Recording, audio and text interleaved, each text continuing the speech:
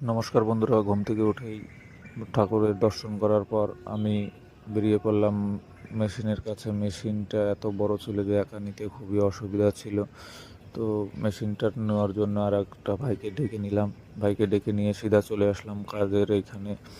এসে গেট খুলে আমি সরাসরি ভিতরে চলে আসলাম। ভিতরে এসে আপনাদের দেখাচ্ছি কোনগুলো কাজ করতে হবে। ওই যে উপরের রেলিংগুলো আছে ওই কাজ করতে হবে। তো ওয়্যার সব সেট করার পরে যখন কাজ স্টার্ট করবো তখন মালিককে চা দিয়ে বলল চা খেয়ে নিন। তো আমরা ফটাফট চা খাওয়া শুরু করে দিলাম। চা খেয়েই স্টার্ট করি কাজ। কাজ করার পর এতটা রেলিং আমাদের করা হয়ে গিয়েছে। এখন এই রেলিংটাও সেট করে দিয়েছি, সেটা আমি ভিডিও করতে পারিনি। তো গাইস, এর আর একটা রেলিং তৈরি করে এর পান্নি যেগুলো ছিল ওই উপরে দিয়ে লাগানো হবে। তো সন্ধ্যার সময় আমাদের কাজ শেষ করে আজকের মতো এইখানেই। তো কাজ শেষ করে চলে আসলাম আমরা মাছি বাজারে। মাছি থেকে আমরা একটা রূপচাঁদা মাছ নিয়েছি।